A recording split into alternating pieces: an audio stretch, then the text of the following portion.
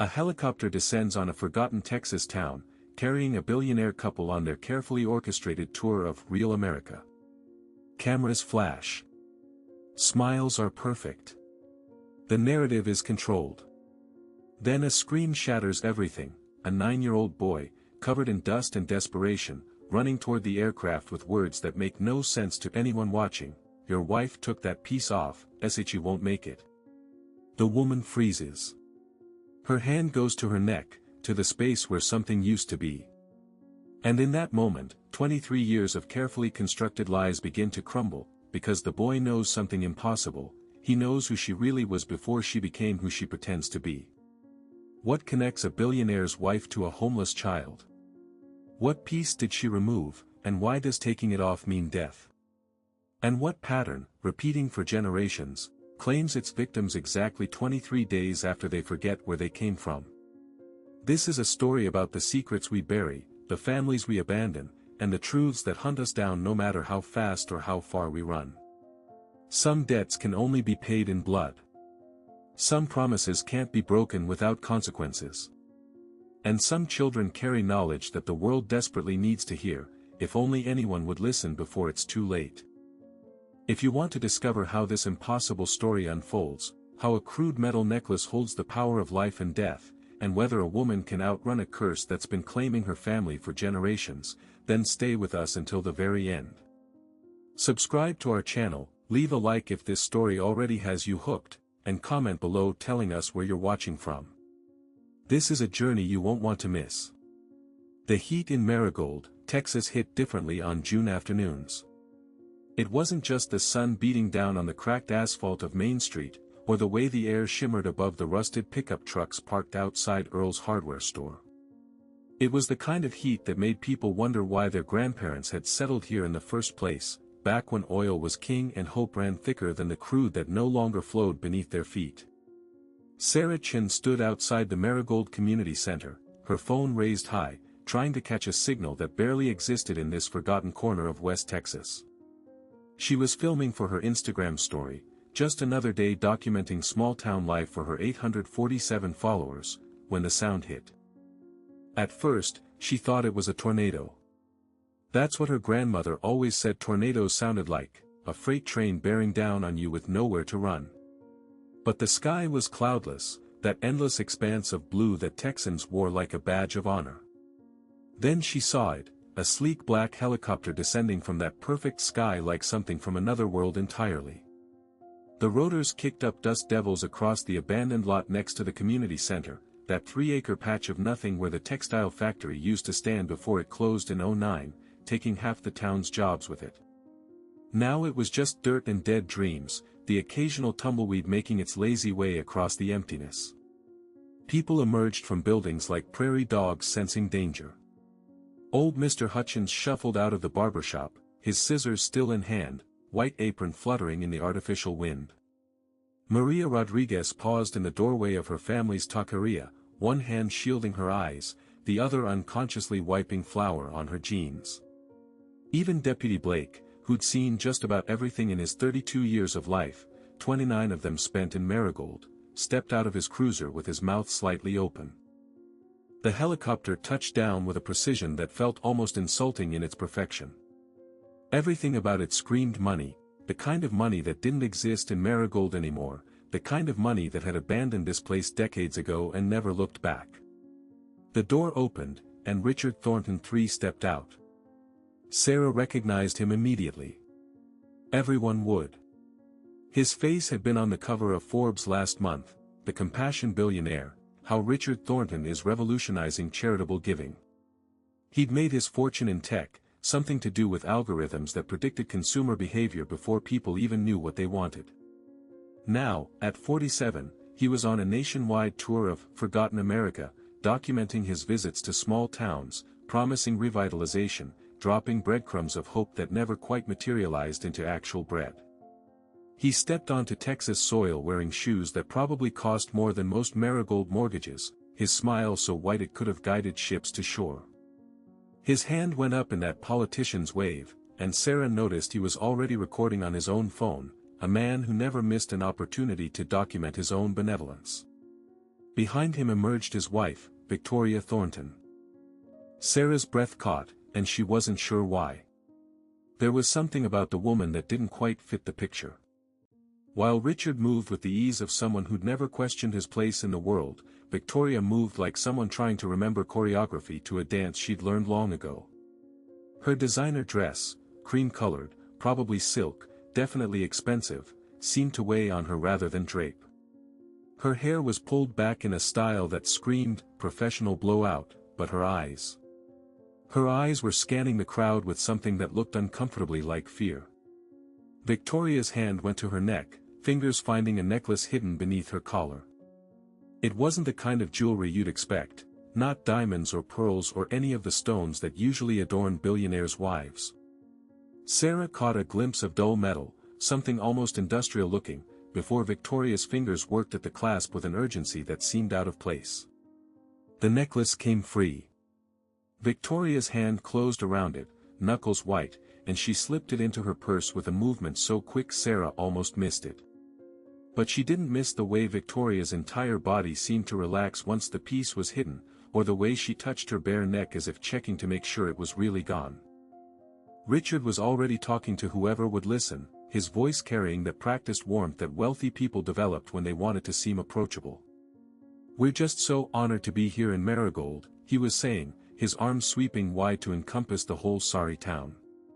"This is the real heart of America, N." The scream cut through everything. "Sua mulher tiru essa peca, neo vai." The words made no sense to most people there, Portuguese mixed with desperation, syllables colliding in a way that turned language into pure emotion. But the voice. God, the voice was what made everyone freeze.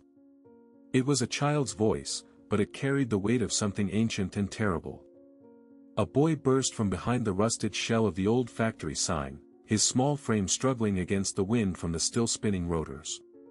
He couldn't have been more than 9 or 10, dressed in clothes that had seen better decades, not just better days. His face was smeared with dirt, and there were rust-colored stains on his shirt that might have been blood, might have been clay from the creek bed, might have been both. He was running straight toward the helicopter, his bare feet slapping against the hot asphalt with a rhythm that sounded like panic given form. His arms were outstretched, not in greeting but in warning, in pleading, in a gesture so raw with desperation that several people in the crowd took involuntary steps backward. "Your wife took that piece off.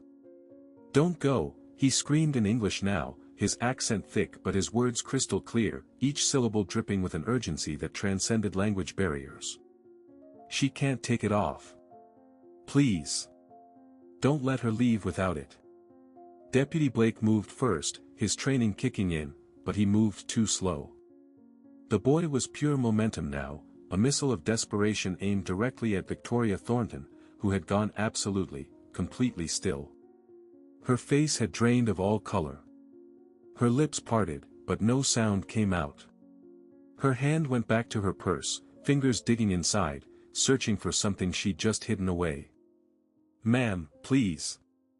The boy was crying now, huge tears cutting tracks through the dirt on his face, his voice breaking over the words.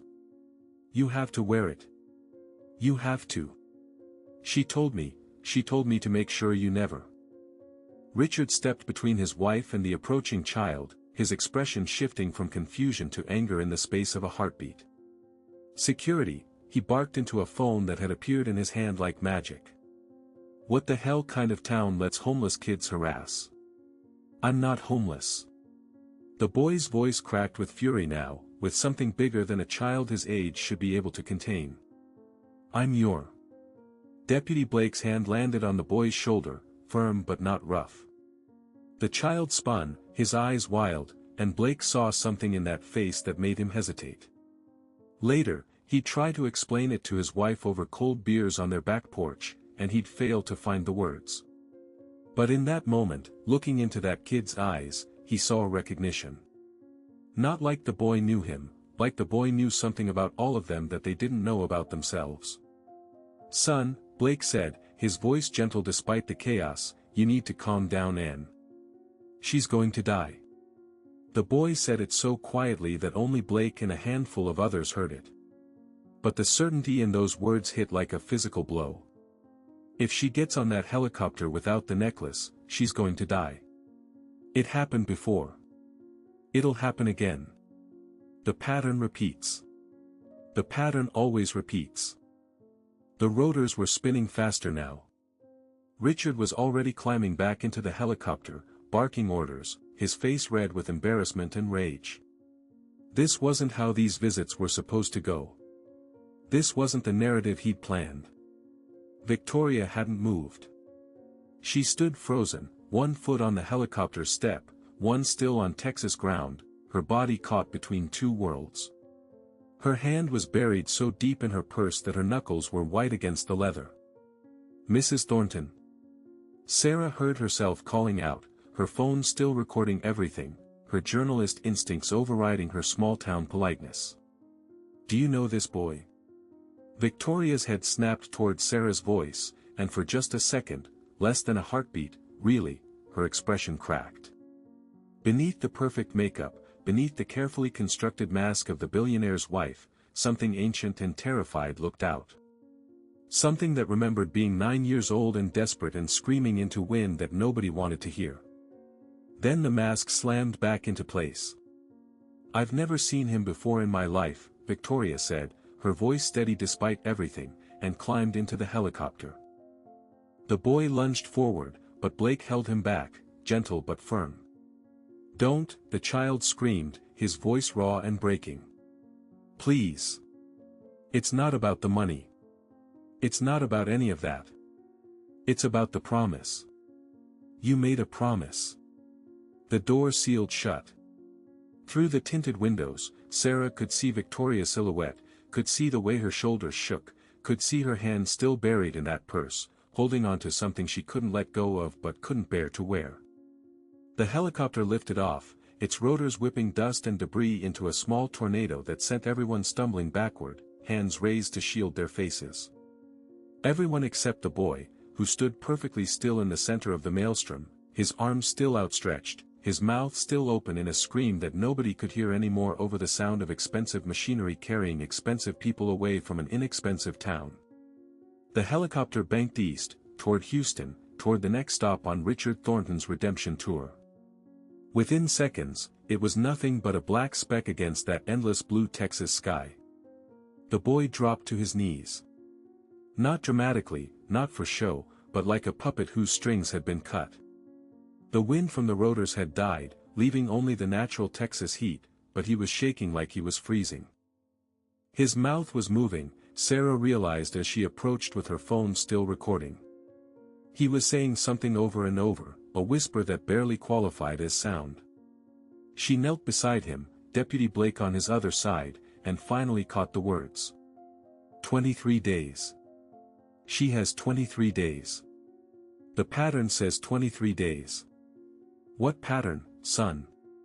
Blake asked, his hand on the boy's thin shoulder. What are you talking about? The boy looked up at him with eyes that had seen too much for someone who hadn't yet seen enough. The same pattern that killed the others, he whispered.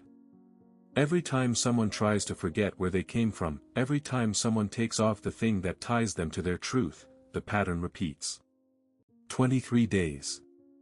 In the distance, the helicopter was gone, swallowed by the horizon. The crowd was starting to disperse, phones out, already posting to social media about the crazy homeless kid who'd crashed the billionaire's visit.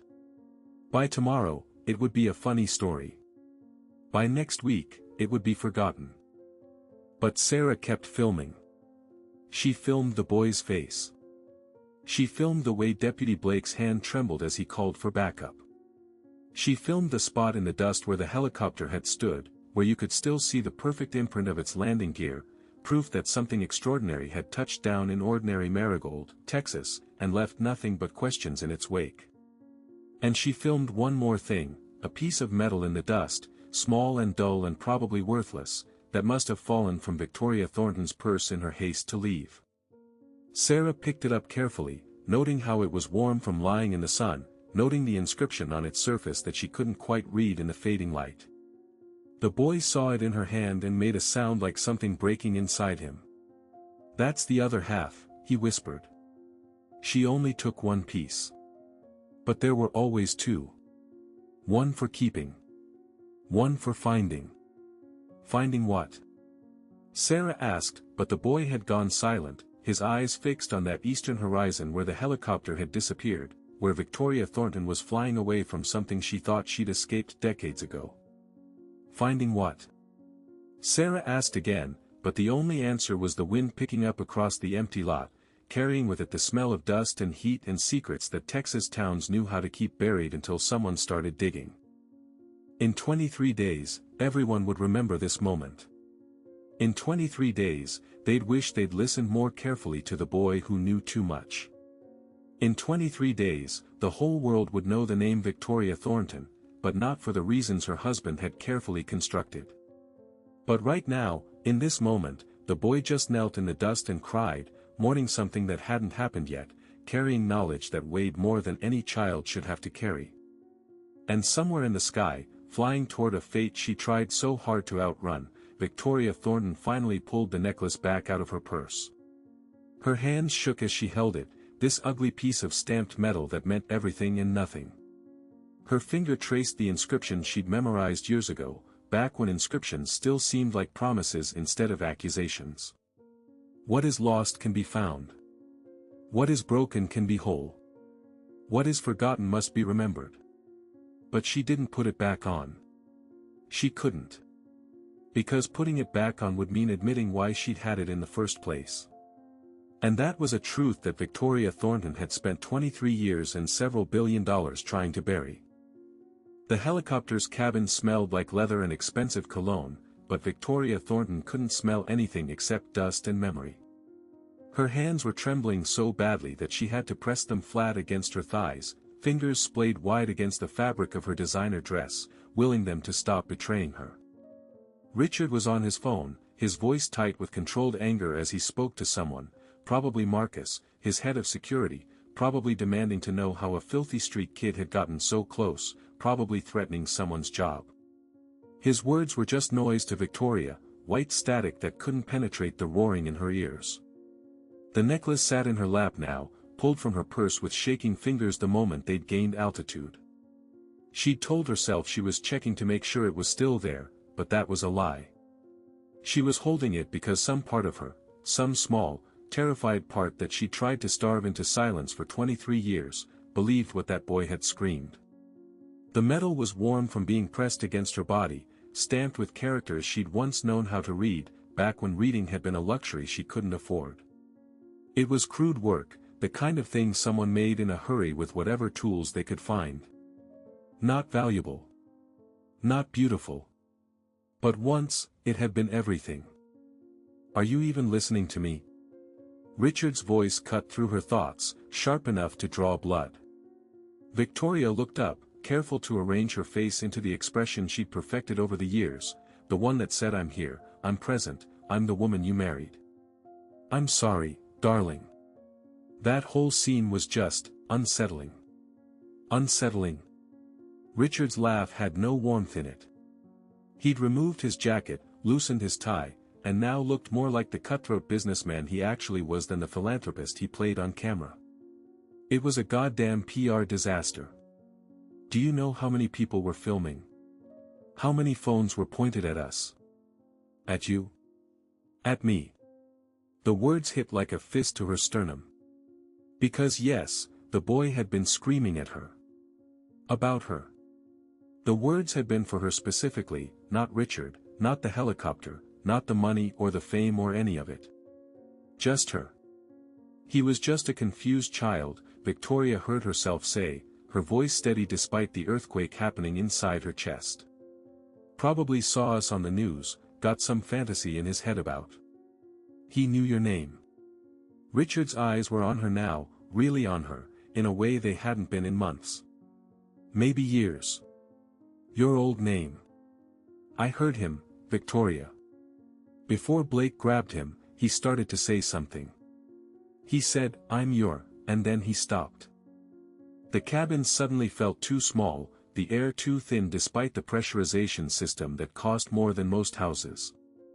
Victoria's fingers closed around the necklace, the metal edges biting into her palm hard enough to hurt. I don't know what he was going to say, she lied, and felt something in her chest crack at the ease with which the falsehood came. I've never seen that boy before in my life. It was technically true. She'd never seen him before. But she'd seen his eyes, and in those eyes, she'd seen herself, not the her that existed now, but the her that had existed before. The her that had been 9 years old and desperate and screaming into wind that nobody wanted to hear. Richard's phone buzzed. He glanced at it, his expression shifting through several emotions too quickly for Victoria to track. Marcus is sending me the footage. Multiple angles. It's already on Twitter. He swiped through his screen, his jaw tightening with each passing second. #compassion billionaire. #elitist. Jesus Christ, they're calling us heartless for not helping the kid. Victoria wanted to say something, wanted to defend them, defend herself, wanted to point out that you couldn't help every desperate child who screamed your name, that sometimes the kindest thing you could do was leave, was not get involved, was protect yourself from drowning in someone else's pain. But her throat had closed up, and all she could do was sit there with the necklace burning in her palm like a live coal. We'll make a donation, Richard said decisively, already typing on his phone with one hand. A big one. To that town's community center, earmarked for youth services. We'll frame it as, the encounter that opened our eyes to the ongoing crisis in rural America. Turn the whole thing around. Of course. Because that's what you did when you had money, you bought your way out of uncomfortable moments, you wrote checks that transformed chaos into charity, you made sure the narrative always bent in your favor. Victoria looked out the window. Below them, Texas stretched in every direction, all brown earth and endless sky. Somewhere down there, that boy was still kneeling in the dust, still holding knowledge that weighed too much, still mourning something that hadn't happened yet. 23 days, he'd said. She has 23 days. I need a drink, Victoria said, her voice coming from somewhere far away. Richard gestured toward the small bar built into the cabin wall. Help yourself. God knows I need one too after that disaster. But Victoria didn't move. She just sat there, the necklace clutched in her white-knuckled hand, her eyes fixed on the landscape below, and felt the weight of every choice she'd ever made pressing down on her shoulders like stones. Because here was the truth that Victoria Thornton née Martinez had spent 23 years running from, she knew exactly what that boy had been about to say. She knew exactly why he'd screamed. She knew exactly what the necklace meant, and why taking it off felt like ripping out her own spine. Back in Marigold, Deputy Blake had the boy in the back of his cruiser, not under arrest but not exactly free either. The kid sat perfectly still, his eyes fixed on something Blake couldn't see, his lips moving in a constant whisper that sounded like counting. "What's your name, son?" Blake asked gently, turning in his seat to look at the child properly. The boy's eyes focused on him slowly, like someone waking from a dream. "Everyone calls me different things," he said, his voice hoarse from screaming. "But she used to call me Mateo." "Used to? Who used to call you that?" "The woman in the helicopter." The boy, Mateo, said it with such certainty that Blake felt his stomach drop. Before she left. Before she became someone else. Before she forgot that some promises are written in blood, not ink. Blake had been a deputy in Marigold for almost a decade. He'd seen domestic violence, drug addiction, the slow death of hope that happened when industry abandoned a town. But he'd never seen anything like the conviction in this child's eyes, the bone-deep certainty that what he was saying was true, even if it sounded completely insane. "Mateo," Blake said carefully, "I need you to tell me exactly what you mean. How do you know Mrs. Thornton?" The boy smiled, and it was the saddest smile Blake had ever seen. "I don't know her," he said. "But I know what she did. I know what she's trying to forget.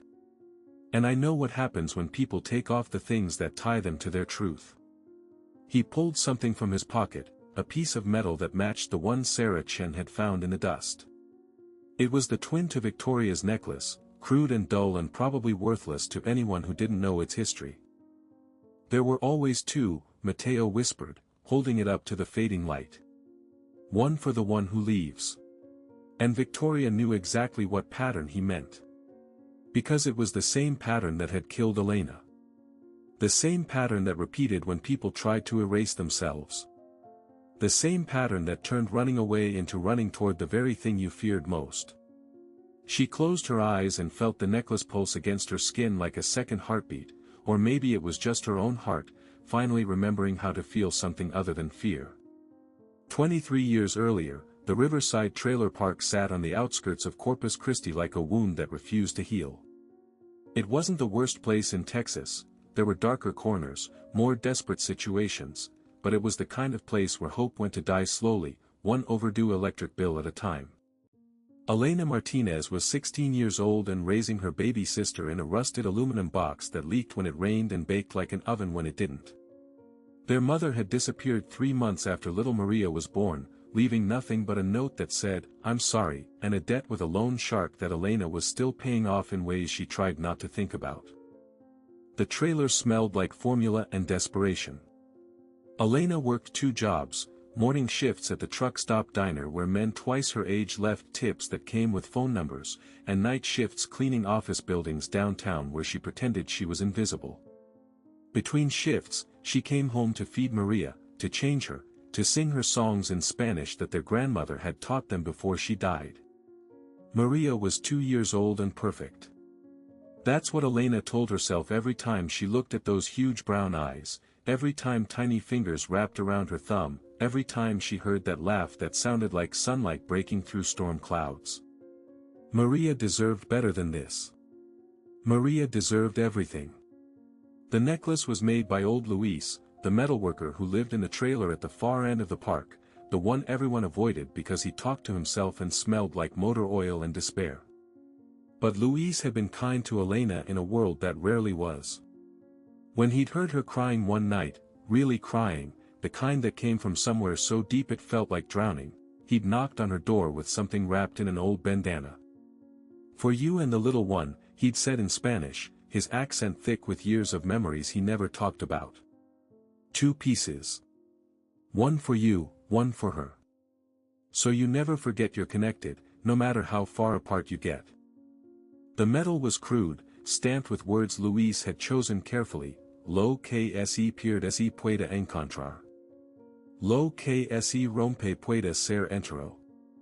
Lo que se olvida debe ser recordado." What is lost can be found. What is broken can be whole. What is forgotten must be remembered. Elena had cried harder, but differently. These tears tasted like gratitude instead of grief. She'd put one piece on Maria's tiny neck, loose enough that it wouldn't choke, tight enough that it wouldn't fall off. She'd kept the other for herself, wearing it like armor against a world that wanted to break her. "We're going to make it," Elena whispered to Maria that night, both of them crammed into the single bed that took up most of the trailer's bedroom. "I'm going to get us out of here. I'm going to make enough money for us to have a real house, with a yard where you can play, and you're going to go to college, and you're never going to know what it's like to be hungry or scared or..." The explosion happened at 2:47 a.m. on a Tuesday in August. Later, investigators would determine it was a faulty propane connection in Trailer 17, the one where the Davidson family lived, the one where Mr. Davidson had been too drunk or too broke to call a repairman when his wife complained about the smell. The fire spread faster than anyone could have imagined, jumping from trailer to trailer like a living thing, fed by cheap materials and shattered dreams. Elena woke to screaming and smoke. She grabbed Maria without thinking, wrapped her in the thin blanket they shared, and ran. The night air was thick with ash and terror. People were pouring out of trailers in various states of dress and panic. Someone was shouting about calling 911. Someone else was crying that their dog was still inside. Elena made it 50 feet before she realized she was only holding a blanket. The moment stretched into eternity. She stood there, her arms wrapped around fabric and air, her mind refusing to process what her body already knew. She'd grabbed the blanket but not the baby. Maria was still inside. The scream that tore from Elena's throat wasn't human. It was the sound of something fundamental breaking, of love transforming into pure animal terror. She turned and ran back toward the trailer, but hands grabbed her, too many hands, holding her back, voices shouting that it was too dangerous, that the whole structure could collapse, that she couldn't help anyone if she was dead. Maria. The name ripped from her over and over, a prayer and a curse and an accusation all at once. My baby. My baby is in there. A figure emerged from the smoke. Later, people would argue about who it was. Some said it was old Luis, others swore it was one of the Davidson boys, a few claimed it was a firefighter who'd arrived impossibly fast. But Elena knew. Even through the smoke and chaos, she knew. It was her mother. The woman she hadn't seen in 2 years, the woman who'd abandoned them, the woman who'd chosen whatever demons chased her over the children who needed her. She materialized from the inferno like a ghost given flesh. Her clothes were on fire. Her hair was burning. But in her arms, wrapped in a wet towel, was Maria. Take her, their mother screamed, shoving the baby into Elena's arms. Take her and run. Elena ran. She ran until her lungs burned worse than the fire behind her, until her legs gave out on the asphalt of the highway, until a trucker pulling over started shouting into his CB radio about a girl and a baby and please, God, someone send help. Maria was alive. Crying, terrified, but alive. The necklace was still around her tiny neck, the metal warm but intact. Their mother wasn't. By the time the fire trucks arrived, 8 trailers had burned to their foundations. 3 people died that night. One of them was a woman with no ID, no next of kin listed anywhere, no one to claim her body. The county buried her in the paupers section of the municipal cemetery, plot number 247, marked with a simple wooden cross that would rot away within 5 years. Elena never told anyone that the unidentified woman was her mother. She never explained how that woman had known to be there, how she'd found the courage to run into flames for grandchildren she'd abandoned. Some acts of redemption, Elena decided, were too painful to witness directly. The hospital kept them for 3 days. Maria had smoke inhalation but would recover fully. Elena had second-degree burns on her arms from that moment when she tried to run back in, when desperate hands had held her in place while her baby was inside. A social worker came on the 3rd day. Her name was Janet, and she had kind eyes that had seen too much, and she asked questions that Elena couldn't answer honestly. Where was their legal guardian? Were there any relatives? How had they been supporting themselves? Elena lied. She lied with the ease of someone who'd been lying to survive since she was old enough to understand that the truth wouldn't save her. She said their aunt was coming from Dallas, that she'd be there by evening, that everything would be fine. That night, Elena walked out of the hospital with Maria in her arms and disappeared. She walked for 3 days, hitching rides when she could, sleeping in rest-stop bathrooms when she couldn't. She had $17, a baby who needed formula, and 2 pieces of metal stamped with promises that felt like curses now. On the 4th day, in a small town called Marigold, Texas, she found a church with an unlocked side door. She laid Maria down on one of the pews, tucked the blanket around her carefully, and placed a note beside her written in handwriting that shook so badly it was barely legible. Her name is Maria Elena Martinez. She is 2 years old. She deserves more than I can give her. Please love her. Please give her the life I can't. Please tell her that her sister tried. Elena took off her necklace, the twin to Maria's, and placed it in the baby's hand. 2 pieces, Luis had said. 1 for you, 1 for her. So you never forget you're connected. Then she walked away. She walked until her legs gave out, until she collapsed behind a dumpster at a rest stop, until a truck driver found her and took her to a hospital, until doctors asked for her name and she realized she had a choice. She could be Elena Martinez, the girl who'd abandoned her baby sister and would spend her life in the foster system or worse. Or she could be Victoria. Just Victoria. Someone new. someone without a past that weighed like stones. Victoria, she whispered to the nurse filling out intake forms. My name is Victoria. The nurse had smiled kindly. Last name, honey. Victoria had looked at her hands, at the burns that would scar, at the absence of the necklace, at the empty space where Maria should have been, and chosen a name that meant winning. Because if she couldn't save her sister, at least she could save herself. Thornton, she'd said, pulling the name from a sign she'd seen on the highway. Victoria Thornton.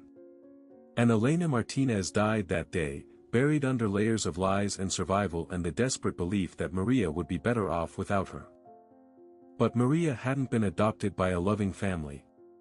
Maria had been placed in the foster system, where she'd bounced between homes for 3 years before dying in a house fire, another fire, as if flames followed the Martinez family like a curse, at age 5. Only Maria hadn't died. That was the lie Child Protective Services told everyone because the paperwork was easier when dead children stayed dead. Maria had lived. She'd grown up in foster care under a different name. She'd had a baby at 15.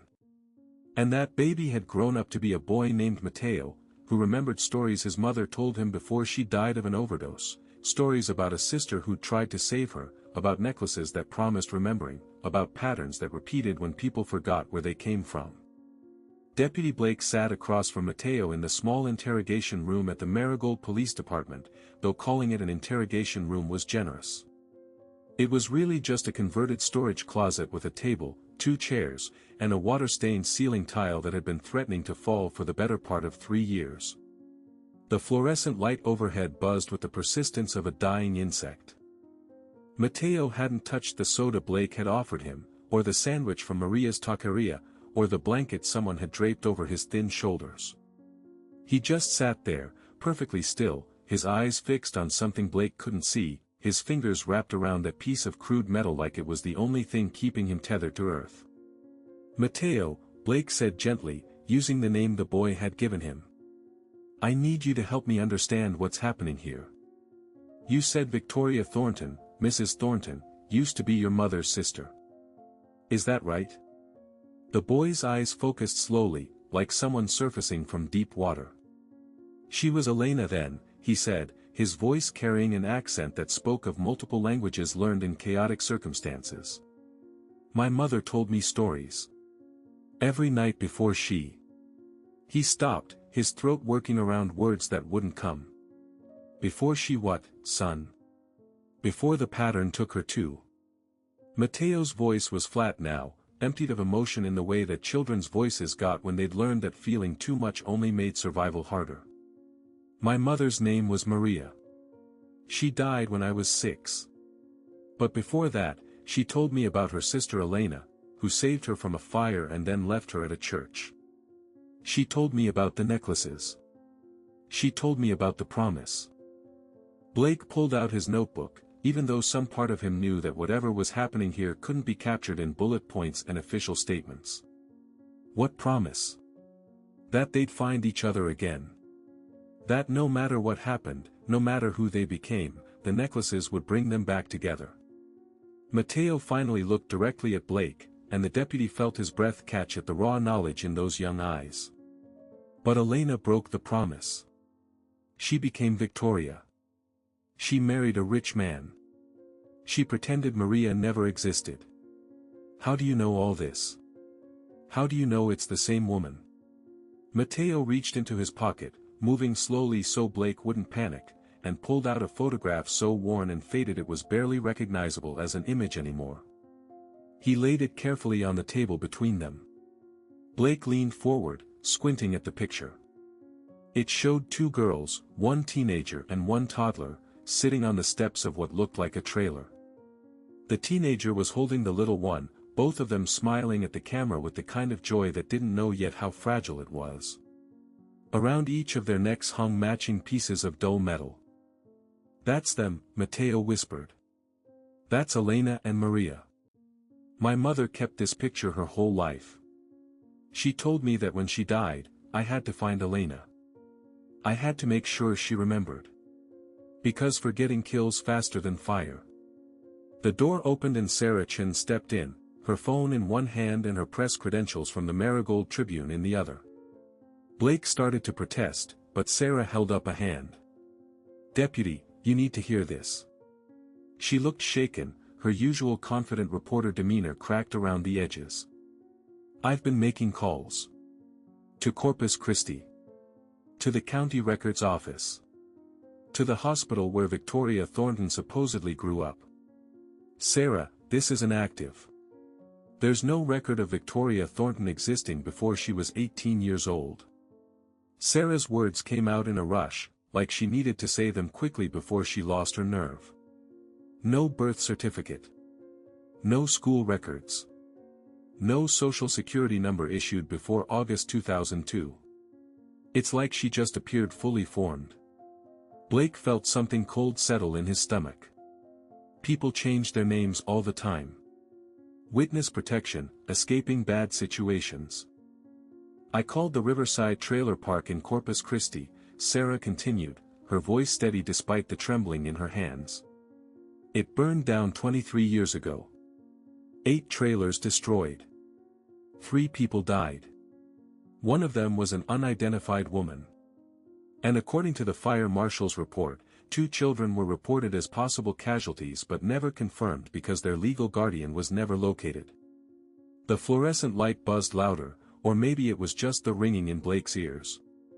"There's more," Sarah said, and now she was looking at Mateo with something like wonder and horror mixed together. "I found a retired nurse who worked at Marigold General in 2002. She remembers a baby being brought to the church, a little girl, about 2 years old, with a note pinned to her blanket. The church called Child Protective Services. The girl was placed in foster care under the name Maria Elena Martinez." "What happened to her?" Blake asked, though he already knew. He could see it in Mateo's eyes, in the way the boy held himself like someone carrying the weight of generations. "She aged out of the system at 18. Got into trouble with substances. Had a baby at 19. Died of an overdose when the baby was 6 years old." Sarah's voice cracked. "That baby was placed in foster care. His name is Mateo Martinez. Age 9. Currently reported as a runaway from his group home in Austin." The room went silent except for that damned buzzing light. "I'm not a runaway," Mateo said quietly. "I'm trying to keep a promise my mother couldn't keep. I'm trying to save the sister she never stopped loving, even after that sister pretended she never existed." Blake ran his hand over his face, feeling every one of his 32 years pressing down on him. "Mateo, even if everything you're saying is true, and I'm not saying it isn't, you can't just show up and scream at people.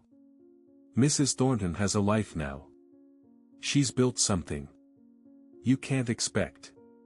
She's going to die." Mateo said it with such certainty that Blake felt his protest die in his throat. "In 23 days. The same way my mother died 23 days after her last foster mother took away the necklace and told her to stop living in the past. The same way our grandmother died 23 days after she sold her mother's ring to pay for food.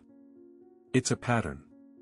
When people from our family forget where they came from, when they try to erase the connections that made them, the pattern comes for them. That's not how the world works, son. That's just coincidence, or... Is it?" Mateo's voice rose for the first time, cracking with frustration and fear. "My mother told me the stories. Our family has been running for generations. Running from poverty, from pain, from memories that hurt too much. And every time someone runs far enough that they forget to look back, every time someone takes off the symbol of where they came from, they die. Fire, or accident, or just stopping. Like their body realizes it doesn't know how to exist without roots." Sarah had her phone out, recording. Blake knew he should tell her to stop, knew this was all probably nonsense, trauma and grief twisted into superstition. But something in his gut, the same instinct that had kept him alive through domestic calls gone wrong and traffic stops with hidden weapons, told him to listen. "The necklaces are the only thing that stops it," Mateo continued, his voice dropping back to that eerie calm. As long as you wear the piece that connects you to your truth, the pattern can't find you. But Mrs. Thornton took hers off. I saw her. Right before she got on that helicopter, she took it off and put it in her purse. She broke the connection. And you think that means she'll die in 23 days? Blake tried to keep the skepticism out of his voice and failed. I don't think. I know. Mateo finally picked up the soda, took a long drink, and set it down with hands that shook.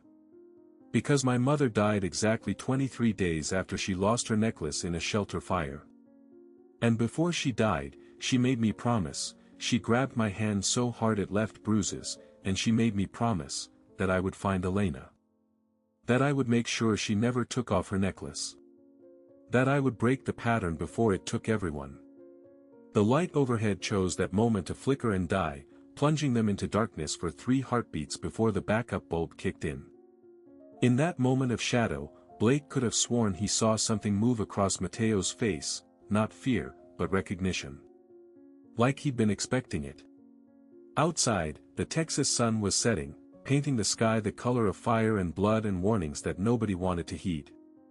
Somewhere in Houston, Victoria Thornton was probably at a charity gala, smiling for cameras, the necklace once again hidden under her designer dress, its weight a secret she'd convinced herself she could bear. She had 23 days. Maybe less. And the only person who knew how to save her was a 9-year-old boy who'd spent his life being told he was crazy, being moved from home to home, being taught that his truth was worthless because it came from a family that everyone had decided was better off forgotten. Blake looked at that worn photograph on the table, at those 2 girls who'd loved each other enough to survive fire, at those matching necklaces that had promised connection in a world designed to tear people apart, and made a decision that would probably cost him his badge. Sarah, he said quietly. Get your car. We're going to Houston. What? Blake, we can't just. Yes, we can. He looked at Mateo, really looked at him, and saw not a troubled kid or a convenient victim or a PR problem, but a human being trying to keep a promise that nobody else had the courage to keep. Because if there's even a chance that this boy is right, we can't just sit here and wait to see if a woman dies in 3 weeks. And if he's wrong, the worst that happens is I make a fool of myself trying to help a kid find his family. Mateo's face transformed. It wasn't quite a smile, the weight he carried wouldn't allow for something that simple, but it was hope, fragile and desperate and achingly young. Thank you, he whispered. Thank you for listening. Blake stood, his knees creaking in that way that made him feel older than his years. Don't thank me yet, son. We still have to convince a billionaire's wife that her past is hunting her. And something tells me that conversation isn't going to go well. The Thornton estate in River Oaks occupied an entire block of Houston's most exclusive neighborhood, where old money met new money and pretended they'd always been friends. The house itself was a monument to tasteful excess, a modernist cube of glass and steel that somehow managed to look both cutting-edge and timeless, the kind of architectural statement that appeared in design magazines with titles like, Where Innovation Meets Elegance.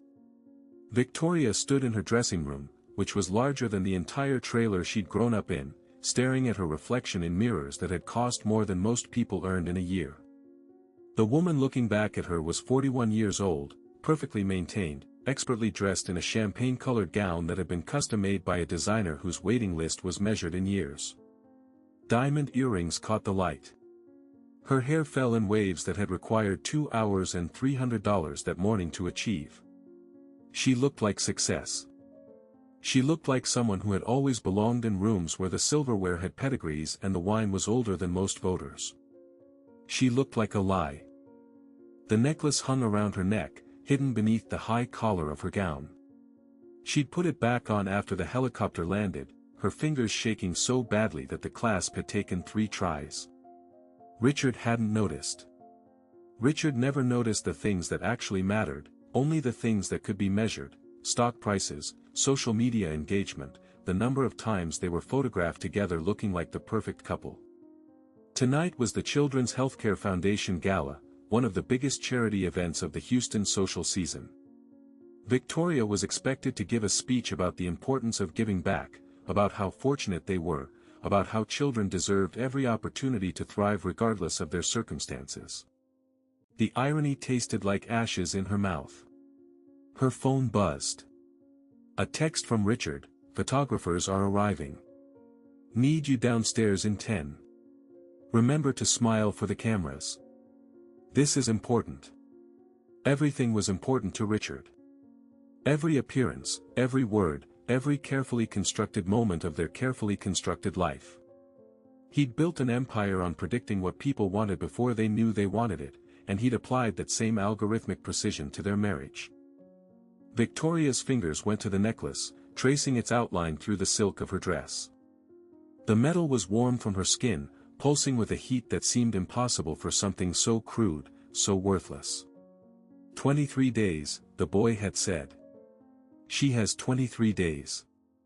A knock on the door made her jump. "Mrs. Thornton." It was Diane, her assistant, her voice professionally cheerful in that way that suggested she'd learned to never show weakness. "The car is waiting. Mr. Thornton is asking." "I'll be right down," Victoria called out, her voice steady despite everything. That was her superpower, she'd learned over the years, the ability to sound completely in control even when she was shattering inside.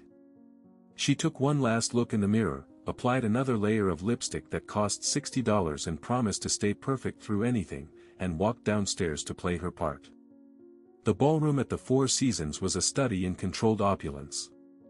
Crystal chandeliers that probably cost more than the entire Riverside trailer park hung from ceilings painted with clouds and cherubs.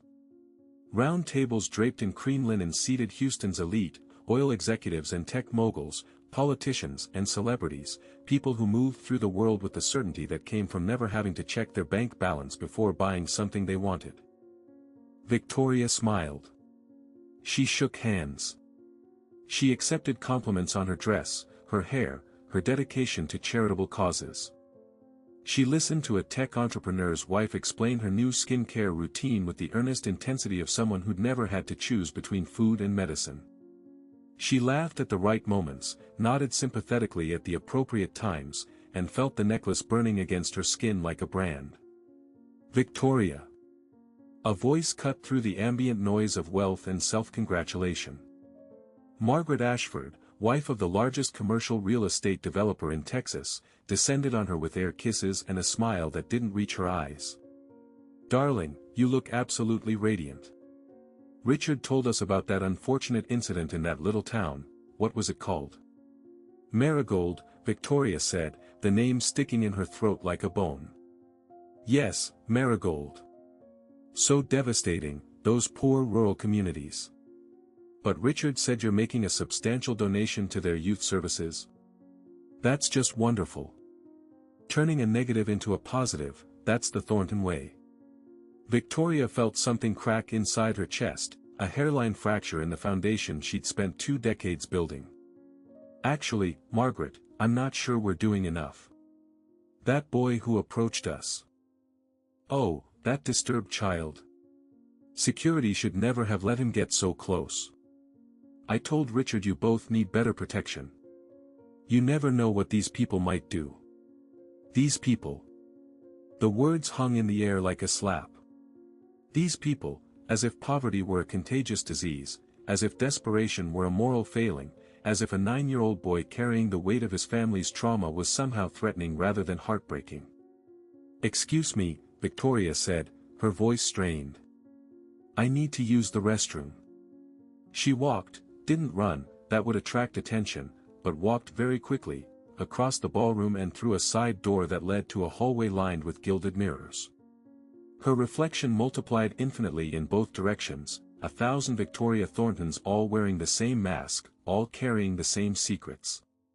In the bathroom, which was nicer than most people's living rooms, Victoria locked herself in a stall and pressed her forehead against the cool marble divider. Her breathing came in short gasps that she couldn't quite control. Panic attack, some clinical part of her brain diagnosed. "You're having a panic attack." The necklace seemed to tighten around her throat, even though that was impossible, even though it was just metal and physics and her own guilt manifesting as physical sensation. She fumbled with the clasp, desperate to remove it, to breathe, to escape this feeling of drowning in memories she tried so hard to drown first. Her fingers found the clasp. One twist and it would be off. One moment of relief from this constant weight, this constant reminder of everything she tried to leave behind. Maria's face flashed behind her closed eyes, not the 2-year-old she'd left at that church, but the woman she'd become, the mother who'd died alone and forgotten, the sister who'd spent her whole life waiting for Elena to come back. Victoria's hands froze on the clasp. 23 days. The pattern says 23 days. I'm being ridiculous, she whispered to the empty stall, her voice echoing off expensive tile. It's just a superstition. Just trauma and coincidence twisted into myth. Taking off a necklace can't kill you. That's insane. But her hands wouldn't move. Her fingers stayed locked on the clasp, unable to complete the motion that would bring relief. Because what if the boy was right? What if there really was a pattern, some cosmic accounting that balanced the books on people who tried to erase their origins? What if running away from who you were eventually meant running into who you'd become, and discovering there was nothing there? A knock on the bathroom door made her jump. Mrs. Thornton. Diane's voice, pitched with professional concern. Are you all right? Your speech is in 15 minutes. Victoria forced herself to breathe, to stand up straight, to check her reflection in the small mirror on the stall door. Her makeup was intact. Her hair was perfect. The only sign of her breakdown was a slight redness around her eyes that could easily be blamed on allergies. I'm fine, she called back, her voice steady. I'll be right out. She emerged from the stall, washed her hands with soap that smelled like lavender and money, and reapplied her lipstick with hands that had finally stopped shaking. The necklace was still around her neck. She couldn't take it off. Not yet. Maybe not ever. When she walked back into the ballroom, Richard was waiting by their table, his expression carefully neutral but his eyes flashing with annoyance. Where were you? He murmured as she approached. You're on in 5 minutes. I'm here now. Yes, well, try to pull it together. This is important. He handed her the note cards for her speech, his fingers cold against hers. And Victoria? Stop touching your neck. It's distracting. She hadn't realized she was doing it, her hand had gone to the necklace unconsciously, fingers tracing its outline through the silk. She dropped her hand immediately, schooling her expression into the serene smile expected of a billionaire's wife about to tell a room full of wealthy people how important it was to help children in need. The irony was suffocating. When her name was announced, Victoria walked to the podium with perfect posture, her heels clicking against marble floor in a rhythm that sounded like a countdown. The audience applauded politely. Smartphone screens glowed like fireflies as people prepared to post about their charitable evening to their followers. Victoria looked out at the sea of faces, successful, comfortable, convinced of their own goodness because they'd paid $1,000 for chicken that tasted like cardboard and wine that cost more than compassion. She opened her mouth to deliver the speech Richard's team had written, full of platitudes about breaking cycles of poverty and giving every child a chance to succeed. Instead, what came out was, I grew up in a trailer park. The room went completely silent. Even the servers stopped moving. Richard's face drained of all color. I grew up in a trailer park in Corpus Christi, Victoria continued, her voice gaining strength even as her hands shook around the note card she was no longer reading from. My mother abandoned us. My sister and I survived on food stamps and charity and luck that ran out when fire consumed everything we had. I was 16 years old and responsible for a 2-year-old, and I failed her. I saved her from fire and then abandoned her because I was too afraid, too ashamed, too broken to be what she needed. Somewhere in the back of the room, a camera flash went off. Tomorrow, this would be everywhere. Tomorrow, her carefully constructed life would collapse like a house of cards built on a foundation of lies.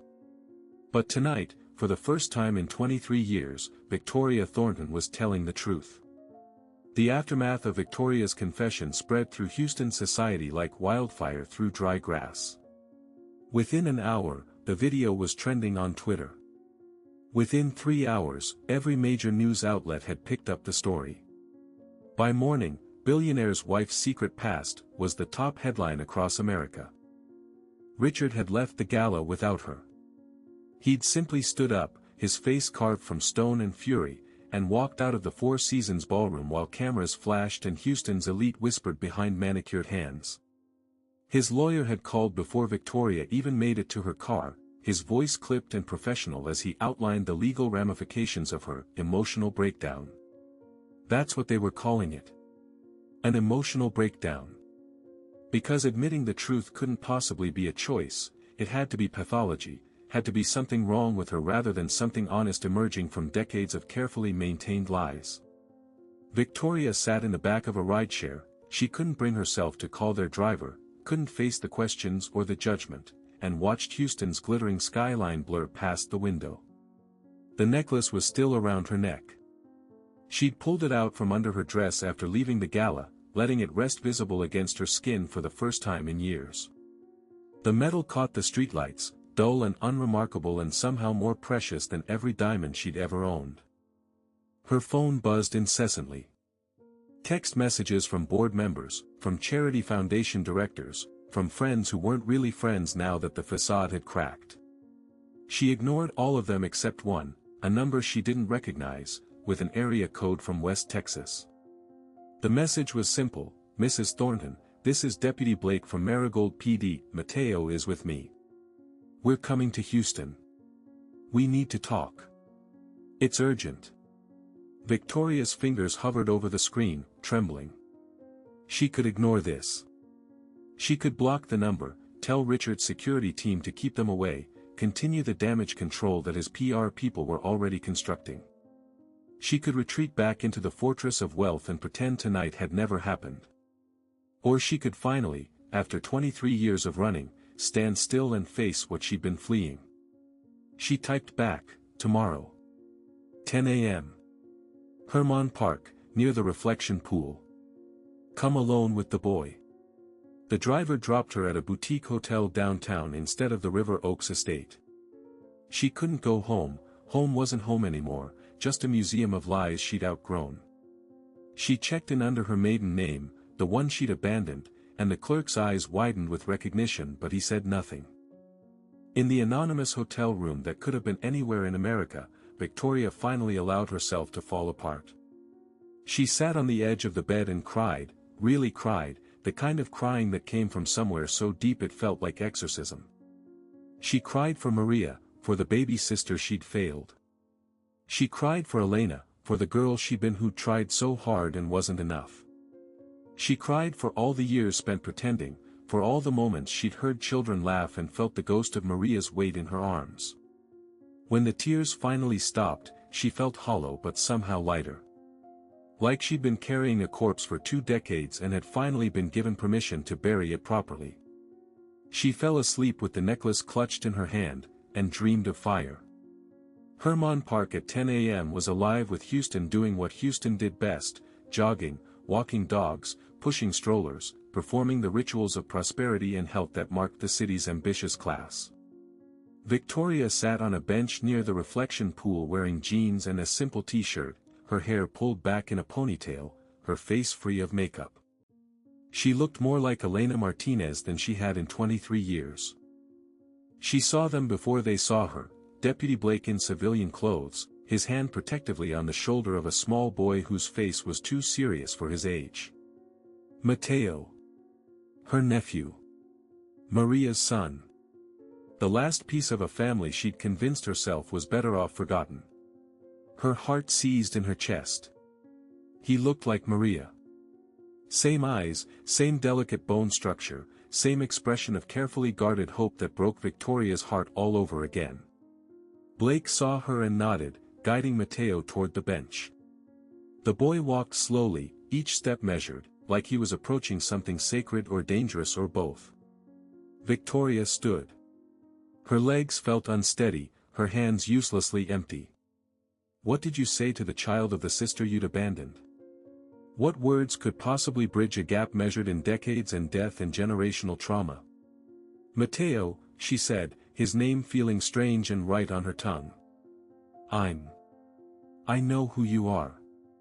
His voice was quiet but steady. You're Elena. You're my aunt. You're the reason my mother spent her whole life waiting for someone who never came back.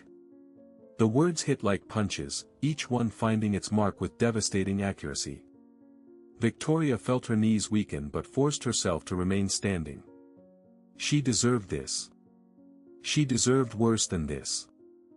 You're right, she said, her voice cracking. I failed her.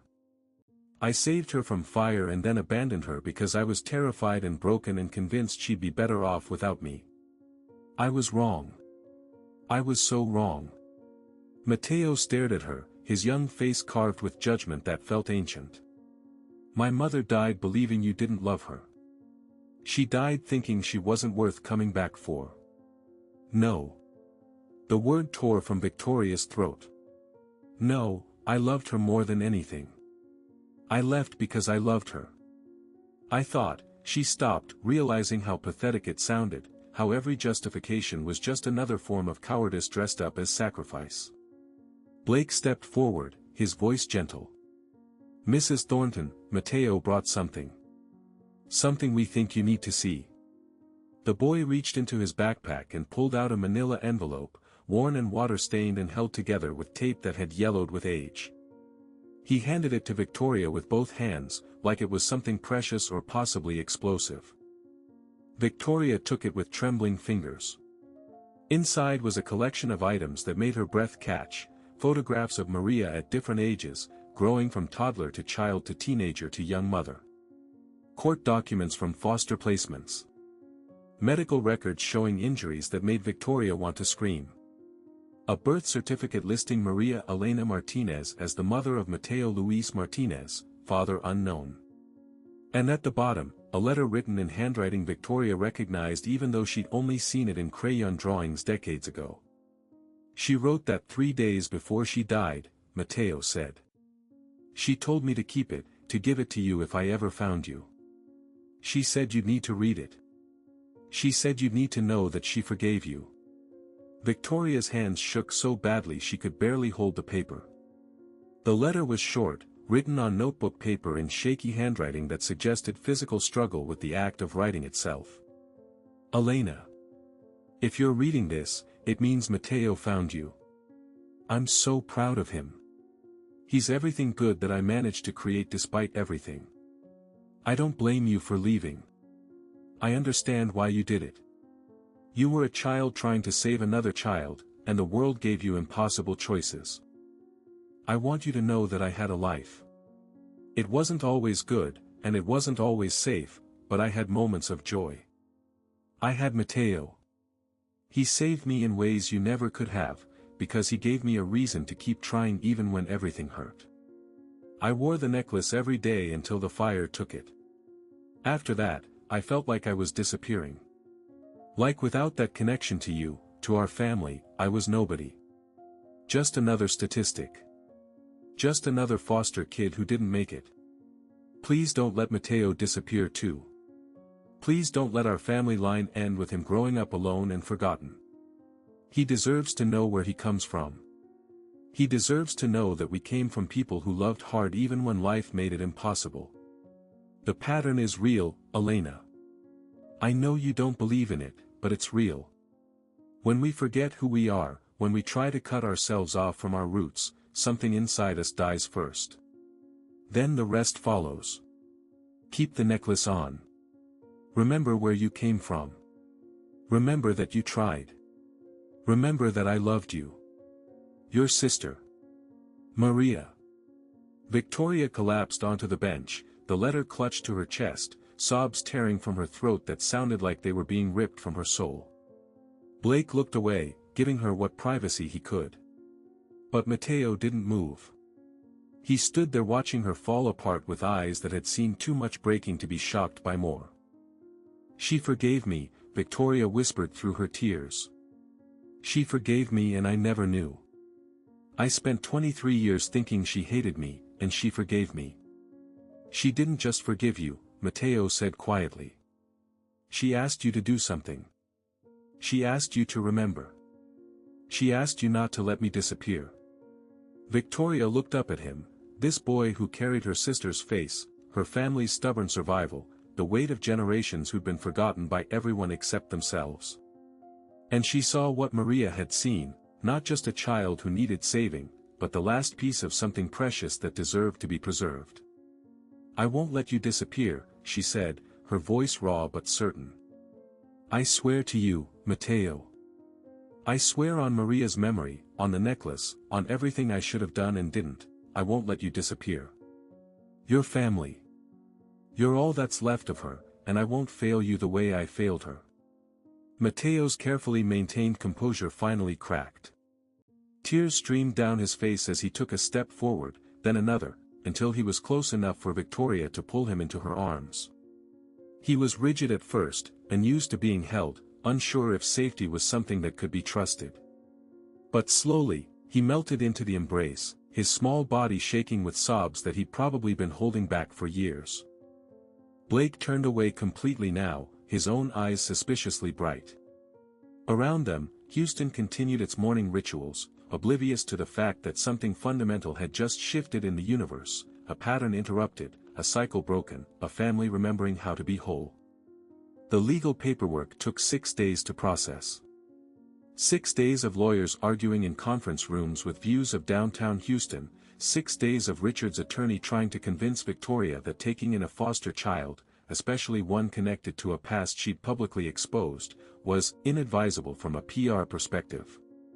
6 days of Victoria sitting in hotel rooms and signing documents while Matteo waited in temporary housing with Deputy Blake, who'd taken emergency leave from the Marigold PD and refused to leave until he knew the boy was safe. On the 7th day, the judge approved emergency kinship placement. Matteo Martinez would be placed with his biological aunt, Victoria Thornton née Martinez, pending full custody evaluation. Victoria picked him up from the Child Protective Services office wearing the same jeans and t-shirt she'd worn in the park, the necklace visible against her collarbone. Matteo emerged from the building carrying everything he owned in a single backpack that had seen better years. He looked smaller in the harsh Texas sunlight, more fragile than he'd seemed when he was screaming warnings at a helicopter. Ready? Victoria asked, her voice catching on the word. Matteo nodded, his face carefully neutral, protecting himself the way children learn to protect themselves when they've been disappointed too many times to believe in promises.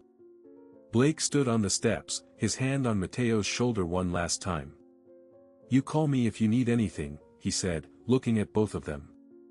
I don't care what time it is. You call me. Thank you, Victoria said, and the words felt inadequate for everything this stranger had done, believing a child when nobody else would, driving across state lines to deliver truth that could have been ignored, staying when he had every excuse to leave. Thank you for bringing him to me. I didn't bring him to you, ma'am, Blake said quietly. He brought himself. I just made sure he didn't have to do it alone. They drove to Victoria's hotel in silence. She'd rented a 2-bedroom suite, tried to make one room look welcoming with purchases that felt absurd, a new comforter, some books she'd guessed a 9-year-old might like, a stuffed animal that she'd immediately realized was too childish and hidden in the closet. The room looked like a department store display, sterile in its attempt at warmth. Matteo walked through the space slowly, his hand trailing along furniture that probably cost more than his mother had earned in a year. He paused at the window, looking out at Houston's sprawl, at all that glass and steel and money stretching toward horizons that had always been impossibly far away. Is this where we're going to live? He asked, his voice small. For now, Victoria said. Until I figure out everything. She gestured helplessly at the suite, at the situation, at the wreckage of her old life and the terrifying possibility of a new one. I know this isn't a real home. I know it's temporary and strange and probably scary. But I promise you, Matteo, I'm not going anywhere. Not this time. He turned to look at her, his eyes searching her face for evidence of truth or lie. My mom made promises too, he said quietly. She promised she'd get clean. She promised we'd get our own apartment. She promised a lot of things. The words landed like stones in Victoria's chest. I know. And I can't promise that I'll be perfect, or that I'll know what I'm doing, or that this will be easy. But I can promise that I won't leave. I can promise that you're not alone anymore. People always leave, Matteo said, his voice matter-of-fact in a way that broke Victoria's heart more than tears would have. That's what they do. They stay until it gets hard, and then they find reasons why they can't anymore. Victoria crossed the room and knelt in front of him, bringing herself to his eye level. This close, she could see Maria in every feature, the shape of his nose, the curve of his mouth, the way his eyebrows drew together when he was trying not to cry. Your mother didn't leave because she wanted to, Victoria said, her voice steady despite the emotion threatening to choke her. She left because she was sick in ways that our family didn't have the tools or resources to fight. But she loved you until her last breath. And her voice cracked. I'm trying to do what she asked me to do.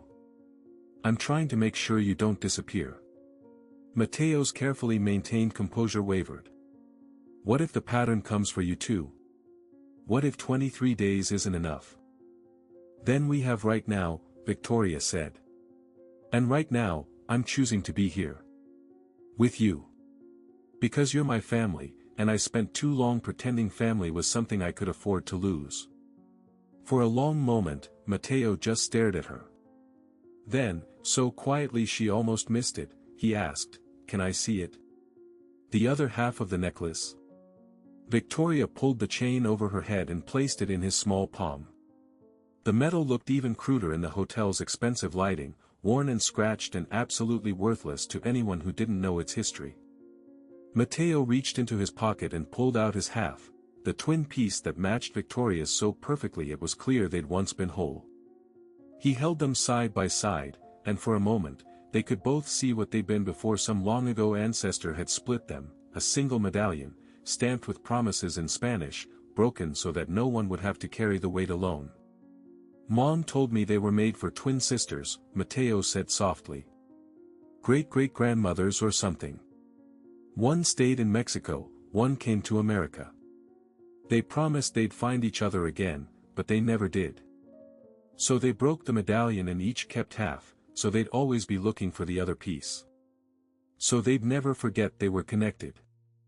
Victoria felt tears slide down her cheeks. And it's been passed down ever since. One half looking for the other. Until you and Maria. Matteo's voice was barely audible. You were supposed to keep it together. You were supposed to be the generation that made it whole again. The guilt was crushing, but beneath it, Victoria felt something else, a fierce determination that surprised her with its strength. Then maybe you and I can be that generation instead, she said. Maybe we can take what was broken and make it whole. Not perfect, but whole. Matteo looked up at her, and for the first time since the helicopter landing, she saw something other than fear or grief or desperate determination in his eyes. She saw possibility. I'm scared, he whispered, his child's honesty cutting through every adult pretense. I'm scared you'll change your mind. I'm scared I'll do something wrong. I'm scared the pattern will take you too. I'm scared of all those things, Victoria admitted. But I'm more scared of what happens if we let fear win. I'm more scared of you growing up alone, thinking nobody wanted you, believing the lie that I believed, that we're better off disconnected. She pulled him into her arms, and this time he didn't resist. He melted against her, his small body shaking with sobs that he'd probably been holding back since his mother died, maybe longer. He cried into her shoulder while she held him, and Victoria felt something fundamental shift in her chest, not healing exactly, but the beginning of it. The first painful steps toward becoming whole. When the tears finally subsided, Matteo pulled back and wiped his eyes with the back of his hand. What happens now? He asked. Victoria looked around the hotel suite, at the temporary nature of everything, at the uncertain future stretching before them like unmarked territory. She thought about Richard, who'd filed for separation 2 days after her confession. She thought about her old life, crumbling like a sandcastle hit by tide. She thought about all the charity work she'd done for children she'd never met while her own nephew had been alone and forgotten in the foster system. Now, she said, we figure it out together. We find a real home, not River Oaks mansion kind of home, but somewhere that feels like it's ours. We get you enrolled in a good school. We learn how to be a family, even though neither of us really knows what that looks like. And the pattern? Mateo asked quietly. The 23 days. Victoria picked up both halves of the necklace, holding them together so they formed a complete circle. Then we break the pattern. Not by running from who we are, but by choosing to remember. By choosing connection over convenience. By choosing family over fear. She clasped her half back around her neck, then helped Mateo fasten his. The crude metal rested against both their hearts, two halves of one promise, separated by generations and reunited by a boy brave enough to scream truth at a helicopter and a woman finally brave enough to listen. Outside the hotel window, Houston glittered with the same indifferent beauty it always had. But inside that suite, something ancient and broken was beginning, tentatively, impossibly, to heal. It wasn't perfect. It wasn't easy. Mateo still woke up with nightmares. Victoria still caught herself reaching for the clasp of her necklace in moments of stress. The press still camped outside, hungry for the next chapter of the scandal. But they were together. And for the first time in 23 years, Victoria Thornton, Elena Martinez, whoever she was becoming, felt like maybe, just maybe, that was enough. The calendar on the wall showed they were on day 8 since the helicopter landing. 15 days remained in the pattern's timeline. But Victoria had stopped counting down to potential disaster. Now, she was counting forward, toward the first day of school, toward the first family dinner, toward all the ordinary moments that would build a life worth living. The pattern said 23 days until death. Victoria chose to believe in 23 days until living could finally, truly begin. Day 23 arrived on a Tuesday morning, unremarkable in every way except the weight it carried. Victoria woke at dawn in the modest 3-bedroom house she'd rented in the Heights, a neighborhood where people knew their neighbors' names and kids played in yards without security details. Mateo's bedroom door was open, his small form visible under the second-hand comforter they'd picked out together at Target, a shopping trip that had felt more meaningful than any luxury purchase she'd ever made.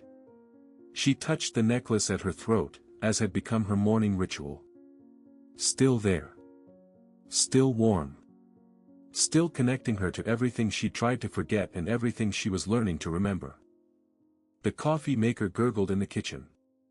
Through the window, she could see the sun rising over Houston, painting the sky in shades of orange and pink that reminded her of fires both literal and metaphorical. 23 days since the helicopter. 23 days since Mateo had screamed truth into wind. 23 days that were supposed to end in death. But Victoria was still breathing. She heard movement from Mateo's room, the sound of a child trying to be quiet but not quite succeeding. He appeared in the kitchen doorway wearing pajamas that were already getting too short, growing in the way children do when they're finally getting enough food and feeling safe enough to let their bodies catch up with their age. "You're still here," he said, and the relief in his voice cracked something open in Victoria's chest. "I'm still here," she confirmed. Day 23. We made it. Mateo walked over and wrapped his arms around her waist, pressing his face against her side. She felt him trembling, felt the release of tension he'd been carrying like armor for weeks. "I was scared," he whispered. "I was scared the pattern would take you anyway. That I'd wake up and you'd be gone like everyone else." Victoria set down her coffee and pulled him into a proper embrace, this boy who'd become her world in the span of 3 weeks, this piece of Maria that she'd been given a chance to protect when she'd failed to protect his mother. "The pattern didn't take me," she said softly. "Because we broke it. Not by running from the truth, but by facing it. Not by taking off what connected us, but by holding on tighter." They stood like that for a long moment, morning sunlight streaming through the window, illuminating dust motes that danced like tiny witnesses to their survival. Outside, a dog barked. A car door slammed. The ordinary sounds of ordinary people living ordinary lives, and for the first time in 23 years, Victoria felt like she belonged to that world instead of observing it from behind walls of wealth and fear. "Can we visit her?" Matteo asked quietly. "Can we visit my mom's grave?" Victoria had known this question was coming. She'd been preparing for it, had already located the cemetery where Maria had been buried, a county-funded plot in a section reserved for those who died alone and unmourned, marked with a simple stone that listed only her name and dates, nothing about the daughter she'd loved or the sister who'd failed her. "Yes," Victoria said. "We can go today if you want." "We should go today." They drove in Victoria's new car, a sensible Honda instead of the Mercedes she'd left behind with her old life, through Houston's sprawling landscape. Matteo sat in the passenger seat, his hand clutching his half of the necklace, his eyes fixed on the passing scenery with an intensity that suggested he was memorizing every detail. The cemetery was in the eastern part of the city, squeezed between a strip mall and a freight rail line. It wasn't beautiful or peaceful or any of the things cemeteries were supposed to be. It was practical and cheap and honest about what it was, a place for people who couldn't afford to die with dignity in a country that only valued you if you had money. Maria's grave was in Section C, Row 17, Plot 243. The headstone was small and plain, Maria Elena Martinez. 1999 to 2022, beloved mother. Beloved mother. Two words that carried the weight of a life lived struggling and a love that had persisted despite everything. Victoria wondered who had arranged for that inscription, some social worker, probably, someone who'd seen enough tragedy to know that everyone deserved to be remembered as beloved by someone. Matteo knelt beside the grave, his small hands pressed flat against the earth that covered his mother. Victoria knelt beside him, her knees sinking into grass that needed mowing, her hand finding his and holding tight. "I brought her home, Mom," Matteo whispered to the grave. "I found Aunt Elena. I made her remember.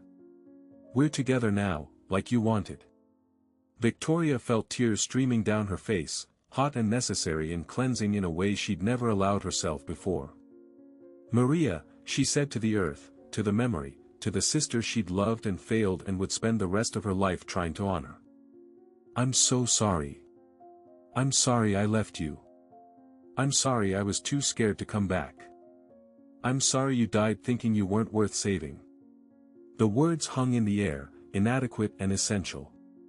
No apology could undo 23 years of absence. No confession could restore lost time. But saying it mattered, acknowledging the debt, accepting the guilt, refusing to let shame silence truth. "I'm taking care of Matteo," Victoria continued, her voice stronger now. "I'm keeping him safe. I'm making sure he knows where he comes from, who his people are, what we survived. I'm wearing the necklace. I'm remembering. I promise you, Maria, I'm finally remembering." Matteo reached into his pocket and pulled out something Victoria hadn't seen before, a photograph, worn soft at the edges from being handled too many times. It showed Maria as a young mother, maybe 19 or 20, holding infant Matteo and smiling with a joy that transcended the obvious poverty visible in the background. She was wearing her half of the necklace. "She kept pictures of you too," Matteo said quietly, laying the photo on the grave. "Hidden in a box under her bed. She'd take them out sometimes when she was having bad days. She'd look at them and cry, but not the sad kind of crying. The kind that seemed like it helped somehow." Victoria pulled out her own offering, the letter Maria had written, the one Matteo had given her in Hermon Park. She'd read it so many times the paper was beginning to wear thin along the fold lines. "I want her to have this back," she said. "I want her to know I read it. I want her to know I heard her." She placed the letter on the grave beside the photograph, weighing it down with a small stone so the wind wouldn't carry it away. Then she and Matteo sat there in silence, not praying exactly, neither of them knew how, but honoring. Witnessing. Remembering. After a while, Matteo spoke again. "Do you think the pattern was real? Or do you think it was just us being scared?" Victoria considered this carefully, wanting to give him honesty instead of comfortable lies. "I think the pattern was real in the way that matters most," she said. "Not like a curse or magic, but like a truth about what happens when we forget who we are. When we cut ourselves off from our roots, when we pretend our past doesn't exist, something inside us dies. Maybe not in exactly 23 days, maybe not in any specific time frame, but eventually. We become ghosts of ourselves, walking around in lives that don't fit anymore." "And you stopped being a ghost," Matteo said. "It wasn't a question." "I'm trying to," Victoria answered. "Every day, I'm trying to be real instead of perfect. To be Elena and Victoria both, instead of pretending one erased the other. It's harder than hiding. It's scarier. But it's also the only way to actually live." They stayed at the cemetery for another hour, telling Maria stories about what they were building together, the house, the school Matteo would start next week, the therapy sessions Victoria had arranged for both of them because trauma needed professional care, not just good intentions. They told her about Deputy Blake, who called every few days to check in and had become something like family himself. They told her about the small memorial Victoria was funding in Marigold for children in foster care, named in Maria's honor, because some debts could only be paid forward. When they finally left, Victoria paused at the cemetery gate and looked back one more time. The grave looked small and lonely, but somehow less abandoned than it had when they'd arrived. Like being remembered had changed something fundamental about it. "We'll come back," she promised Matteo. "Every month. We'll make sure she's never forgotten again. And we'll keep wearing the necklaces," Matteo added, his hand going to his throat to touch the metal. "Always," Victoria agreed. "Because forgetting is the real death. Remembering, even when it hurts, especially when it hurts, that's how we stay alive." They drove home through Houston traffic, past the River Oaks mansion Victoria would never return to, past the Four Seasons where she'd shattered her carefully constructed image, past all the landmarks of her old life that felt like archaeological sites from a civilization she no longer belonged to. Home was a modest rental in the Heights now. Home was a 9-year-old boy doing homework at the kitchen table while she cooked dinner from recipes she was slowly learning. Home was imperfect and uncertain and more real than anything she'd ever known. That night, after Matteo was asleep, Victoria stood at her bedroom window and looked out at the neighborhood. Ordinary houses filled with ordinary people facing ordinary struggles. She belonged here now. Not because she'd lost her money, she still had enough to never work again if she chose, but because she'd lost her need to be separate, to be above, to be someone other than who she actually was. Her phone buzzed. A text from Sarah Chen, the reporter from Marigold who'd witnessed everything and had become an unexpected friend, day 23. "You made it. Proud of you." Victoria smiled and typed back, "We made it. All of us." Because that was the truth the pattern had been trying to teach all along. Survival wasn't about escaping your past or erasing your origins. It was about carrying them forward, about letting the weight of history ground you instead of drown you, about understanding that the pieces that seemed broken were actually just waiting to be made whole. She touched the necklace one more time before climbing into bed. In Matteo's room, she knew, he was touching his matching piece. Two halves of one promise. Two survivors of one family line that had bent but refused to break. Two people who'd learned that the only way out of the pattern was through the pain, through the truth, through the terrifying act of being known completely and choosing to stay anyway. 23 days that were supposed to end in death had instead ended in living. And that, Victoria thought as sleep finally claimed her, was the greatest rebellion of all. Victoria Thornton spent 23 years running from a past she thought would destroy her, only to discover that the real destruction came from the running itself. She built an empire on lies, wore designer dresses over scars she pretended didn't exist, and convinced herself that forgetting was the same as healing.